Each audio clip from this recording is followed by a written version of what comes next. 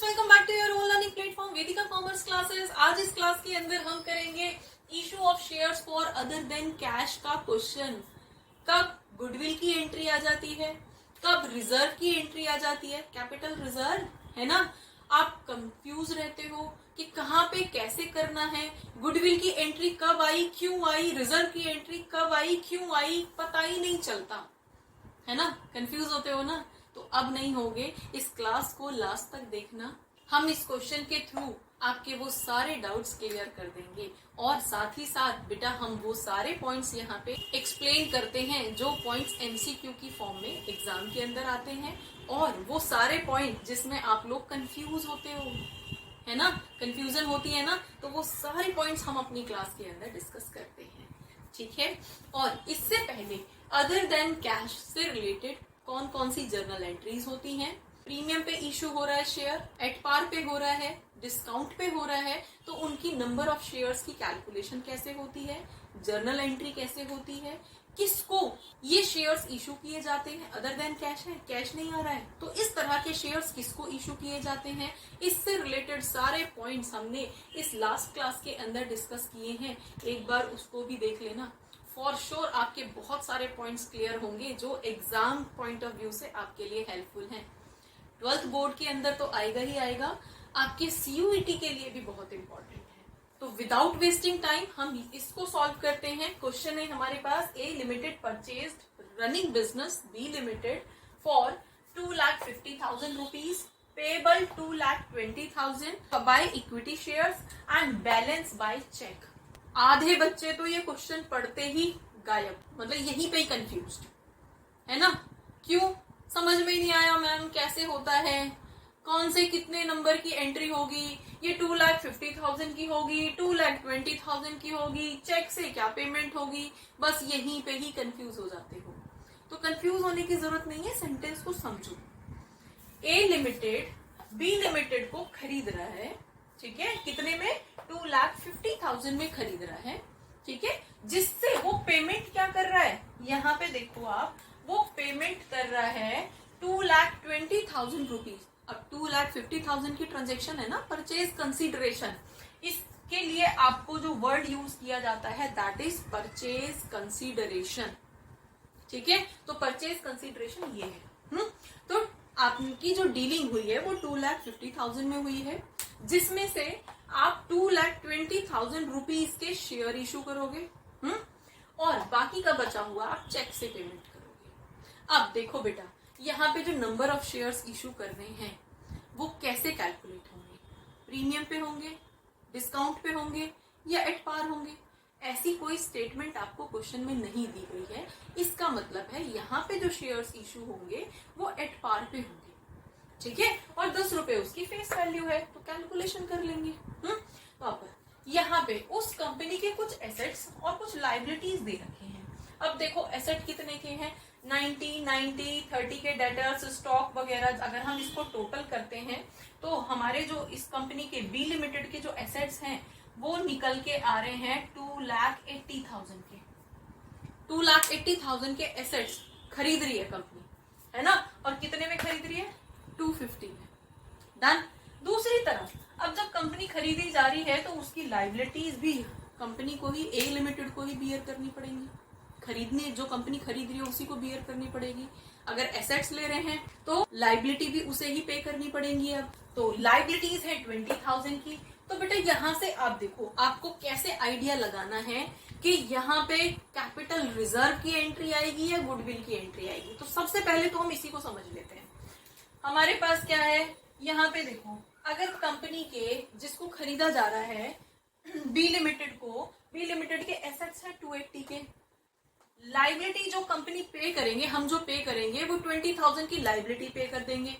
तो भी कंपनी का ऑन एन एवरेज एक बार मान के चलो कि 280 में से हम 20,000 रुपए पे भी कर देंगे, तो 2,60,000 की कंपनी है, 2,60,000 की कंपनी है ना, और खरीद कितने में रहे, देखना जरा, 250 में, 250 में खरीद रहे हैं, हमें फायदा हुआ ना। हम 2,60,000 की कंपनी को 2,50,000 देके खरीद रहे हैं तो हमें फायदा हुआ, और जब हमें फायदा होगा तो वो पैसा कहाँ जाता है? वो पैसा जाता है कैपिटल रिजर्व में। रिजर्व में ही जाता है ना। जो भी कंपनी को फायदा होता है, जैसे शेयर्स को फोरफिएट किया जाता है, तो शेयर्स को फोरफिएट होने तक शेयर्स से जो पैसा हमें रिसीव हुआ था, उस पैसे की अगर रीइश्यू के टाइम पे कोई एडजस्टमेंट होगी तो कर देंगे, नहीं होगी तो वो सारा बचा हुआ पैसा कहाँ जाता है? वो पैसा सारा का सारा कैपिटल रिजर्व अकाउंट के अंदर चला जाता है। तो ये जो कैपिटल रिजर्व अकाउंट है, ये ऑर्गेनाइजेशन का वो अकाउंट है जहां पे सारा जो फायदे वाला पैसा है, जो प्रॉफिट वाला पैसा है, जो अर्निंग वाला पैसा है, वो सारा हमारा वहां पे रिकॉर्ड कर दिया जाता है, वहां पे भेज दिया जाता है, वहां पे डिपॉजिट कर दिया जाता है। और ये फायदा किसके लिए है? ये फायदा है किसके लिए? ए लिमिटेड के लिए, जो परचेज कर रही है। समझ में आया? आप सिंपल मोटा मोटी समझिए कि 280 के एसेट से 20 की लाइबिलिटी थी, तो 260 की कंपनी है। 260 की कंपनी के बदले में हम सिर्फ 250 पे कर रहे हैं, तो 10,000 का हमें सीधा सीधा फायदा हो गया। और जब हमें फायदा होगा तो वो एंट्री होगी कैपिटल रिजर्व की। ठीक है, तो हम यहाँ पे हिंट के लिए लिख देते हैं कि जब purchase consideration is less than value of the company, और ये वैल्यू ऑफ द कंपनी कौन सी वाली कंपनी? जिसको खरीदा जा रहा है। क्लियर? तो ऐसे केस में एंट्री लिखी जाएगी कैपिटल रिजर्व की। ठीक है, दूसरी तरफ अगर यही वाला केस हमारा हो जाता कि 260 की कंपनी है और इसके लिए कंपनी को 3 लाख पे करने पड़ते, ये यहाँ पे 2,50,000 नहीं, अभी इस क्वेश्चन को थोड़ा सा छोड़ दो, अभी सिर्फ ये समझना है कि रिजर्व की एंट्री कब आएगी और गुडविल की एंट्री कब आएगी। उसको समझने के लिए आप ये समझिए कि अगर हमने 260 के बदले में 250 पे किए थे तो कैपिटल रिजर्व की एंट्री हुई। यही अगर हमें 260 के बदले में 3 लाख रुपए पे करने पड़ते तो ऐसे केस में क्या होता? मतलब कंपनी की वैल्यू है, जिस कंपनी को खरीदा जा रहा है, उसकी वैल्यू जो है वो सपोज कंपनी के एसेट थे 280 के, 20 की लाइबिलिटी थी, तो 260 तो उस कंपनी की वैल्यू थी। लेकिन जब हम उस कंपनी को खरीद रहे हैं तो वो बोल रहा है 3 लाख रुपए से कम में तो नहीं बेचूंगा मैं अपनी कंपनी को। तो ऐसे केस में क्या है? उसकी वैल्यू से ज्यादा पेमेंट करनी पड़ रही है। उसकी वैल्यू इतनी नहीं है, उसकी वैल्यू है 2,60,000 की, लेकिन हमें पेमेंट ज्यादा करनी पड़ रही है, हमें 3 लाख रुपए पे करने पड़ रहे हैं उसके लिए। तो यहाँ पे क्या हुआ? यहाँ पे उसकी गुडविल आ गई, है ना। एसेट के तो ले ही रहा है, प्लस एक्स्ट्रा पैसे ले रहा है वो गुडविल के। समझ आ गया? तो सेकेंड एंट्री हमारे पास क्या रहेगी कि अगर purchase consideration is more than the value of company, तो ऐसे केस में गुडविल की एंट्री होती है। समझ में आ गया? क्लियर हुआ? ठीक है, तो हम इसको दोनों एग्जांपल से करके देख लेते हैं। पहले हम इस वाले क्वेश्चन को सॉल्व कर लेते हैं, इसकी एंट्री कर लेते हैं, जर्नलाइज कर लेते हैं इसको। तो हमारे पास फर्स्ट एंट्री क्या होगी बेटा? अब यहाँ पे इतने सारे एसेट्स दे रखे हैं, तो आप चाहे तो इनको सन्ड्री एसेट लिख सकते हो। ठीक है, सिर्फ सन्ड्री एसेट 2,80,000 की एंट्री कर सकते हो, या फिर सबको एक एक करके डेबिट कर दो, वो भी आप कर सकते हो। तो हम अभी सारा एक साथ कर लेते हैं। हमारे पास क्या आ जाएगा? क्या है? Plant and machinery account debit. ठीक है, कितने का? 90,000 का। दूसरा बिल्डिंग अकाउंट डेबिट, अगेन 90,000 की बिल्डिंग है। Then debtors account debit, debtors है 30,000 के। देन आपका स्टॉक जो है, स्टॉक अकाउंट डेबिट, ये 50,000 के हैं। और कैश जो उस कंपनी के अकाउंट में है वो है 20,000 का, जिसको पूरी तरह से खरीदा जा रहा है। ठीक है, तो ये सारे तो एसेट थे, हमने डेबिट करा लिए। बदले में क्या होगा? जो लाइबिलिटी है उसको लिख देंगे। लाइबिलिटी कितने की है? Creditors account. अब क्रेडिटर्स अकाउंट के 20,000 हो गए। तो आप देखो ये टोटल कितना आ रहा था हमारा? 280 का, और ये हमारा 20 का। तो बदले में हम पेमेंट कितने की कर रहे हैं? जो भी हम यहाँ पे पेमेंट दिखा रहे हैं वो किसकी दिखा रहे हैं? बी लिमिटेड को हम पेमेंट कर रहे हैं। जो परचेज कंसीडरेशन हमारा है 2,50,000 का 2,50,000 की हम पेमेंट कर रहे हैं। तो देखो क्या हमारा यहाँ पे 280 हो गया इक्वल, यहाँ पे तो 280 आ रहा था, यहाँ पे 270 आ रहा है। तो ये एक और तरीका है ये जानने का कि एंट्री कहाँ पे करनी है। ठीक है बेटा, तो एंट्री होगी यहाँ पे, और किस नाम से होगी अब ये एंट्री, समझ में आ गया बेटा। पहले तो आपको ये डिसाइड करना है कि एंट्री करनी कहाँ है, इधर करनी है, डेबिट में करनी है या टू में करनी है। तो क्लियर हो गया। आप दोनों को टोटल करिए और पता लगाइए कि कहाँ पे कम पड़ रहा है। यहाँ पे 280 हो रहा है डेबिट साइड में और क्रेडिट साइड में 270 हो रहा है, तो यहाँ पे कम पड़ रहा है। तो यहाँ पे हमें 10,000 की एंट्री करनी है। हो गया 280, हो गया ना, 10,000 ही तो कम थे। तो इसको किस नाम से करेंगे बेटा। अब यहाँ पे अगेन यही वाला फॉर्मूला अप्लाई करते हैं। एसेट थे 280 के, जिसमें से 20,000 की लाइबिलिटी भी पे करनी थी, तो 260 वैल्यू थी फर्म की, और बदले में हम 250 दे रहे हैं। 250 में 260 के एसेट खरीद रहे हैं, तो हमारे लिए फायदा है, खरीदने वाले के लिए फायदा है। तो वो लिखा जाएगा कैपिटल रिजर्व में।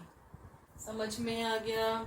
ये एंट्री होनी थी, बस इसकी सिंपल सी एंट्री थी। क्लियर हो गया बेटा, समझ आ गया। डन। यहाँ पे लिख दोगे बीइंग एसेट्स टेकन ओवर।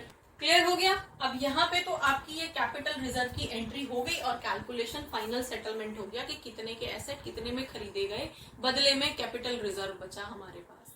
अब इसकी पेमेंट कर लेंगे। ये तो हमारी ड्यू की एंट्री थी। सेकेंड एंट्री अब होगी पेमेंट की, क्योंकि पेमेंट भी तो कर रहे हैं। तो किसको पेमेंट कर रहे हैं आप, यहाँ पे कैसे कैसे पेमेंट कर रहे हो। यहाँ पे कंडीशन लगा दी गई है ना कि 250 तो दे रहे हैं, लेकिन सारा का सारा जो है हम शेयर्स या कैश नहीं दे रहे हैं। क्या कर रहे हैं, 220 के तो शेयर्स दे रहे हैं 10 रुपए वाले, और बाकी का बचा हुआ पैसा हम चेक से दे रहे हैं। कितना बचा, 250 में से 220 के शेयर्स हैं, तो 30,000 जो है वो चेक से जाएंगे। तो एंट्री क्या हो जाएगी हमारे पास, किसकी, बी लिमिटेड ना, तो B limited account debit to, क्या जा रहा है, बी लिमिटेड को पेमेंट करनी है 2,50,000 की। ठीक है। देन यहाँ पे क्या क्या जा रहा है, शेयर कैपिटल अकाउंट, कितने के शेयर इशू किए जा रहे हैं, 2,20,000 शेयर्स के थ्रू पेमेंट किया जा रहा है। तो यहाँ पे कितने शेयर इशू किए जा रहे हैं, 22,000 शेयर्स, 10 रुपए वाले है ना, तो 22,000 शेयर्स एट पार इशू किए जा रहे हैं। और बाकी का बचा हुआ जो 30,000 रुपए है वो किससे पेमेंट किया जा रहा है, चेक से पेमेंट किया जा रहा है, इसलिए हम इसको बैंक अकाउंट लिखेंगे। बस हो गया क्वेश्चन, इतना सा क्वेश्चन था। समझ में आया कि इस तरह के क्वेश्चन में जहां पे एसेट इतने थे, लायबिलिटी इतनी थी, तो आपको फाइनली ये कैलकुलेट करना है कि फर्म की जो वैल्यू है वो 2,60,000 है, और 2,60,000 के बदले में हम 250 की पेमेंट कर रहे हैं। तो यहां से पता चला कि कैपिटल रिजर्व की एंट्री होगी। ठीक है। अब वो कहाँ होगी, जब आप एसेट सारे यहाँ पे लिख दोगे, इसका टोटल लिख लोगे, इसका टोटल आ रहा था 2,80,000, उसमें से 20,000 की ये लाइबिलिटी आपने माइनस कर दी, 260 बचा। 260 के बदले में 250, यहाँ पे तो 280 तो डेबिट साइड में आ रहा था, 270 इन दोनों का टोटल आ रहा था 270, ये आपने क्रेडिट साइड में 2 साइड में लिख दिया। तो डिफरेंस जो होगा वो यहाँ पे रिकॉर्ड होगा, जहां भी वैल्यू कम बचेगी वहां लिखा जाएगा। ठीक है। तो और इसको नाम क्या दिया जाएगा, कैपिटल रिजर्व का नाम दिया जाएगा। डन। तो पहली तो ये एसेट जो टेक ओवर किए हैं उसकी एंट्री हो गई है, और सेकंड एंट्री पेमेंट की हो गई है कि उसको फाइनली 2,50,000 की पेमेंट की जाएगी, जिसमें से 220 के शेयर्स होंगे, और ये शेयर्स कितने होंगे, 22,000 शेयर्स होंगे 10 रुपए वाले। हो जाएगा 220 एट पार कर रहे हैं। और यहाँ पे क्या हो जाएगा, बैंक अकाउंट से उसकी पेमेंट हो जाएगी 30,000 बचे हुए अमाउंट की। क्लियर। तो एंट्री क्या हो जाएगी, B limited account debit to share capital account to bank account. Clear हो गया बेटा। अब गुडविल कब आएगा, देखो गुडविल की एंट्री कब होगी, जैसे हमारी यहाँ पे फर्म की वैल्यू आ रही थी 260, इसके बदले में अगर हमें यहाँ पे 3 लाख पेमेंट करने पड़ते या इससे ज्यादा वैल्यू पेमेंट करनी पड़ती, हम मान लेते हैं 3 लाख रुपीज, तो हम उसको एक बार यहाँ पे करके देख लेते हैं कि उसकी एंट्री फिर कैसे होती। देखो एसेट के लिए हम सन्ड्री एसेट वर्ड यूज कर सकते हैं, तो हम सिंपली बोल देते हैं sundry asset account debit to creditors account. ठीक है, अब सन्ड्री एसेट आ रहे थे हमारे 280 के, डन। अब यहाँ पे payment sundry asset, sundry creditors account आपका आ रहा है 20,000 का। ठीक है, और पेमेंट हम कितने की कर रहे हैं यहाँ पे करके देख लेते हैं एक बार कि गुडविल की कब आएगी। तो गुडविल का हम मान लेते हैं ये 2,50,000 ना देके 3 लाख दे रहा है। ठीक है, सपोज हम यहाँ पे एग्जांपल लेते हैं वो 3 लाख का दे रहा है, तो एंट्री क्या हो जाएगी। अब बेटा देखो ये सारे टोटल एसेट ना लिख के हम सबके लिए टोटल करके सन्ड्री एसेट वर्ड यूज कर सकते हैं। तो हम क्या करेंगे, सन्ड्री एसेट अकाउंट डेबिट कितने के, 2,80,000 के। ठीक है, बदले में आपके जो क्रेडिटर्स हैं वो है आपके 20,000 के। तो हम प्रॉपर वर्ड यूज करते हैं, प्रॉपर नंबर यूज कर लेते हैं। तो 2,80,000 है, क्रेडिटर्स अकाउंट आपका 20,000 का है। और बेटा हम परचेज कंसीडरेशन कितने का ले रहे हैं अब, 3 लाख का। तो हम यहाँ पे क्या कर रहे हैं, बी लिमिटेड को पेमेंट कर रहे हैं हम 3 लाख रुपीस। अब टोटल कर लो, यही थी ना हमारी ट्रांजेक्शन। तो अब टोटल कर लो बेटा, यहाँ पे 280 तो डेबिट साइड में आ रहा है और क्रेडिट साइड में आ रहा है 320। तो 320 में से 280 माइनस करेंगे, या 280 और 20 की लाइबिलिटी थी तो 260 वही वाली वैल्यू थी, और बदले में हम 3 लाख दे रहे हैं।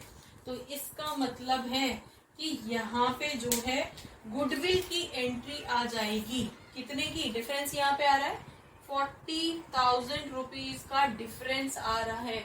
और अब इसको हम क्या बोलेंगे, परचेज कंसीडरेशन हमारी ज्यादा है और एसेट कम है, फॉर्म की वैल्यू जो है वो कम है और परचेज कंसीडरेशन ज्यादा है, पेमेंट ज्यादा कर रहे हैं। तो वैल्यू क्या लिखी जाएगी, गुडविल की। तो हम यहाँ पे क्या लिखेंगे, गुडविल अकाउंट डेबिट। इस तरह से करके गुडविल की एंट्री आ जाएगी। ठीक है, क्लियर हुआ। ये सेंटेंसेस होपफुली आपको क्लियर हो गए होंगे। बस इन सेंटेंसेस को आप ध्यान रखोगे और क्वेश्चन को समझोगे तो आपको समझ आ जाएगा कि वहां पे हमें रिजर्व की एंट्री करनी है या गुडविल की एंट्री करनी है। और एक और चीज बेटा कि क्वेश्चन के अंदर, एक क्वेश्चन के अंदर दोनों एक साथ नहीं आ सकते, या तो रिजर्व आएगा या फिर गुडविल आएगा। ठीक है, तो हमेशा परचेज कंसीडरेशन और फॉर्म की वैल्यू पे ध्यान देना, वहां से पता चलेगा कि गुडविल आनी है या रिजर्व आना है। और फिर डेबिट साइड को और क्रेडिट साइड को टोटल कर लेना, तो वहां से जहां डिफरेंस नजर आएगा वहां उस डिफरेंस की जगह पे उस वैल्यू को लिखना है। तो होपफुली सिचुएशन आपको समझ आ गई होगी, ये क्वेश्चन आपको समझ आ गया होगा।